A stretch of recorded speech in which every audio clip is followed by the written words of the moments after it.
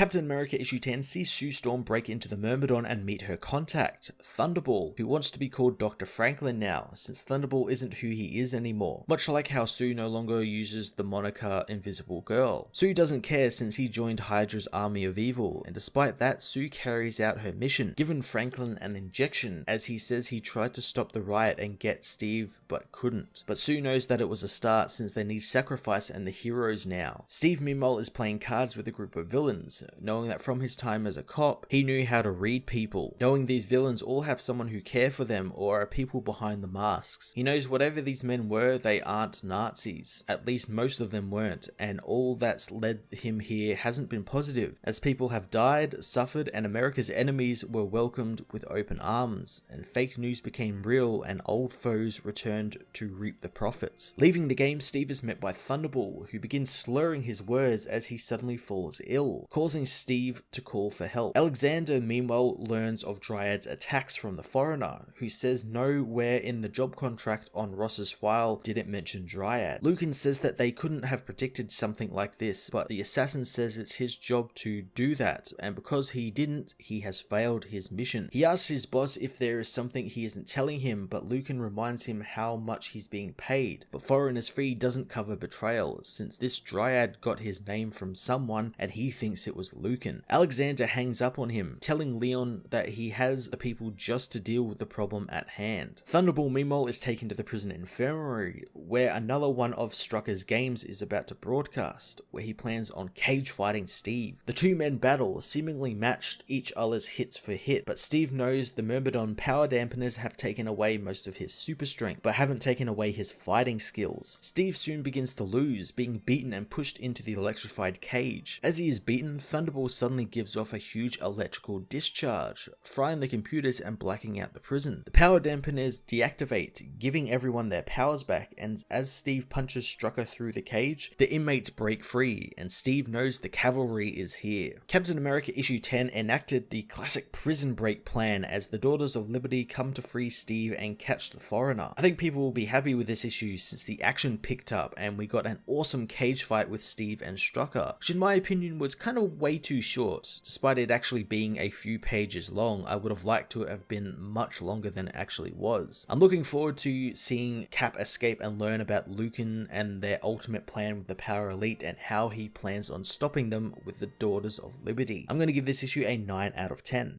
Hey everyone, thanks for watching my newest video. If you enjoyed it, you might also like to check out my other reviews here on my channel. You can also follow me on various social media platforms like Twitter by searching Matt_FOS, or even join the Comic Multiverse Discord server and chat with other comic book fans, including myself and Joel from Cape Joel. Want cheap comics and trades? Head over to the book depository with the link in the description to get the cheapest trades and comics around, along with free shipping anywhere in the world. Until next time, this has been Matt of the Fortress of Solitude. Thank you so much for watching.